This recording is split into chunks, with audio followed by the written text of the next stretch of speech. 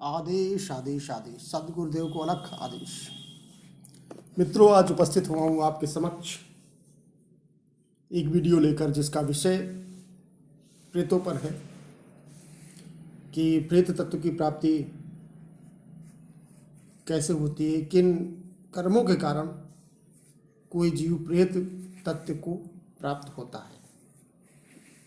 जैसा कि गरुड़ पुराण में गरुड़देव ने भगवान नारायण से जो प्रश्न कर रखे हैं कि प्रेतों की उत्पत्ति कैसे होती है, उनका कैसा स्वरूप, भोजन आदि उनका क्या है, कहाँ निवास करते हैं, इस तरह के कुछ प्रश्न उन्होंने भगवान के समक्ष रखे और जिसका निराकरण करते हुए जो भगवान ने उनको बताया है, खासकर प्रेतों की जो उत्पत्ति है किन कर्मों के कारण से है कि जो भी पूर्व जन्म मतलब प्रेत तत्व को प्राप्त से पहले जो उनका जीवन रहा है, उस जीवन में जो भी उन्होंने पूर्व जन्म के द्वारा संचित कर्म के अधीन रहकर जो पाप कर्म में लीन रहे हैं या रहते हैं, वे निश्चय ही मृत्यु के पश्चात प्रेत योनि में जन्म लेते हैं।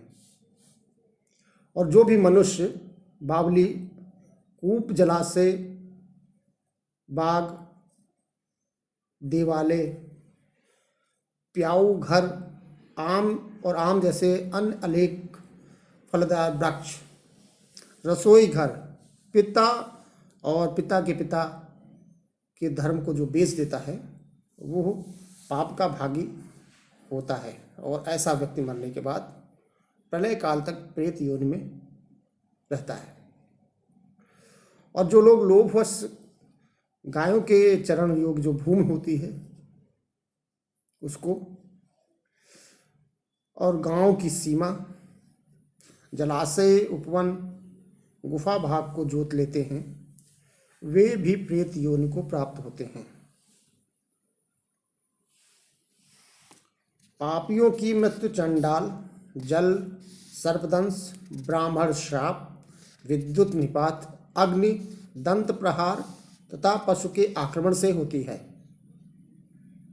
और जो लोग फांसी लगाने से, विष द्वारा और शस्त्र से मरते हैं, जो आत्मघाती हो जाते हैं, जिनकी विष सूचिका जैसे हैजा आदि गंभीर रोगों से मृत्यु होती है, और जो क्षयादिक रोगों से जैसे पापजन रोग और चोर डकैतों के द्वारा जो मारे जाते हैं और जिनका मरने पर संस्कार नहीं हुआ होता है और विहित आचार से रहित होते हैं, और उनका जो मासिक पिंडदान दिया जाता है मृत्यु के पश्चात वो लुप्त हो गया होता है, अर्थात नहीं दिया गया होता है।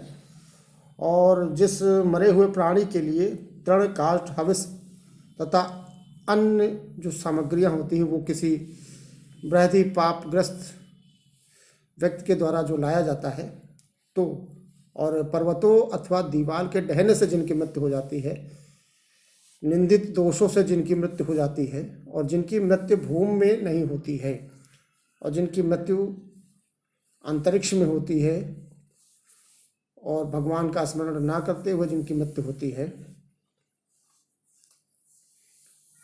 ऐसे लोग जो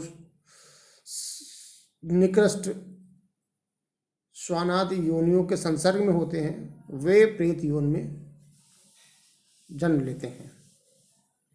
इसी प्रकार के अन्य कारणों से जो प्राणी दुखदायी मृत्यु को प्राप्त होते हैं, उनको प्रेत योनि में मरुस्थल प्रदेश में भटकना पड़ता है।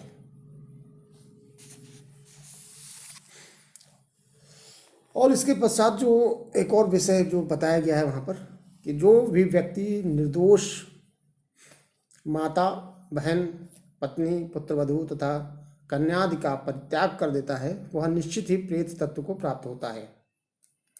और जो भ्रातद्रोही होता है, ब्रह्मघाती होता है, अर्थात जो ब्राह्मणत्व को प्राप्त हुए ब्रह्म में लगे हुए ब्रह्मलीन है, उसके जो हत्यारे होते हैं या उनके साथ में जो अपमान करते हैं, जो गौ के हत्यारे होते हैं, जो मद्यपान आदि का आचरण करते हैं और गुरु पत्नी के साथ जो सहवास कर लेते हैं, स्वर्ण और रेशम का जो चूर्ण होता है वह भी प्रेत तत्व को प्राप्त होता है। घर में रखी हुई धरोहर का मित्रद्रोही होने पर स्त्री रथ होने पर विश्वासघाती एवं क्रूर व्यक्ति अवश्य ही प्रेत योनि में जन्म लेता है। और जो वंश परंपरागत धर्म पथ का परित्याग कर देता है, दूसरे धर्म को स्वीकार कर लेता है, विद्या और सदाचार से जो विहीन है, वह भी निसंदेह प्रेत तत्व को प्राप्त होता है। तो यह छोटा सा जो विषय रहा वो मैंने आपके समक्ष रखा है। आशा करता हूँ कि ये जानकारी आपके लिए उपयुक्त होगी। अच्छा, प्रेतों में भी कई विभाग होते हैं जो इस तत्व को प्राप्त होते हैं। कुछ निचले स्तर के शुरुआत में जो भूत आदि कहे जाते हैं, भूत प्रेत, और इनमें जो सर्वोच्च जो हमने सुना है, अभी थोड़ा सा अध्ययन करने से आपने जैसे सुना होगा, अधिकतर गांव देहात में इसकी चर्चा होती है ब्रह्म की, ब्रह्म देव, ब्रह्म राक्षस, ब्रह्म पिशाच आदि आदि, जो कि किसी न किसी विधि से ये ब्राह्मण कुल से संबंधित रखते हैं। और इसके पीछे कई कारण हैं। कहीं पे ब्राह्मणों की हत्या बताई गई कि हत्या के पश्चात जो इनको जो यौन प्राप्त होती है वो ब्रह्म की यौन प्राप्त जो होती, तो एक प्रेत योनि है, लेकिन वो ब्रह्म शब्द उनके साथ में लगा होता है। लेकिन हाँ, चूँकि ये अगर इनके अच्छे कर्म होते हैं, उस कर्म का फल भी इनके साथ जुड़ा हुआ होता है,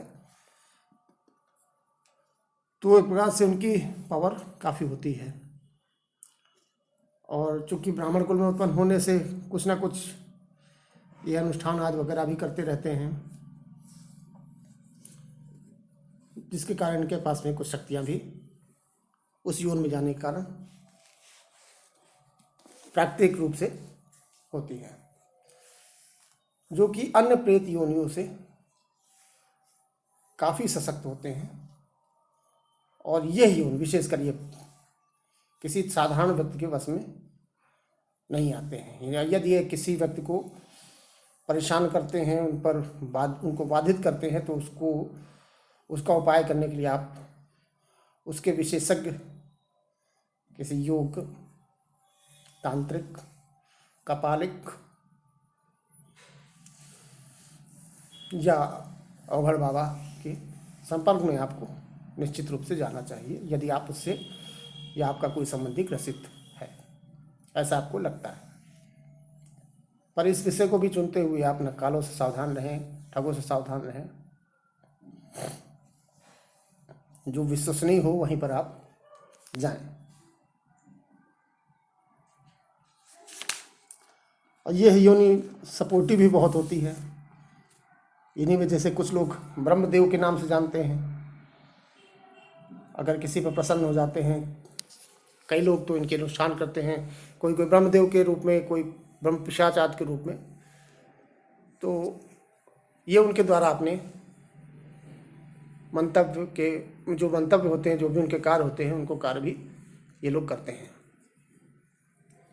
और इनके जो दुर्लभ कार्य होते हैं वो इनके अधीन, ये अपने द्वारा जो दुर्लभ कार्य होते हैं वो निश्चित रूप से कर देते हैं, जो भी जीव इनको सिद्ध करता है।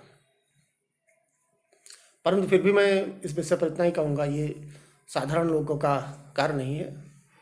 ये जो विशेष उपलब्धि कर चुके हैं तंत्र मार्ग में, वही लोग करते हैं।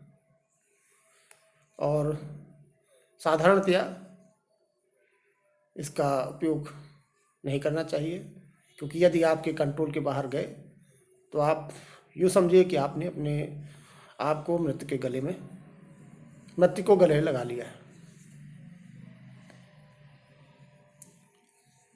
तो आप स्वस्थ रहिए, सुरक्षित रहिए, और किसी बहकावे में मत आइए, किसी के झांसे में मत आइए। आदेश आदेश आदेश, सतगुरुदेव को अलग आदेश। ओम।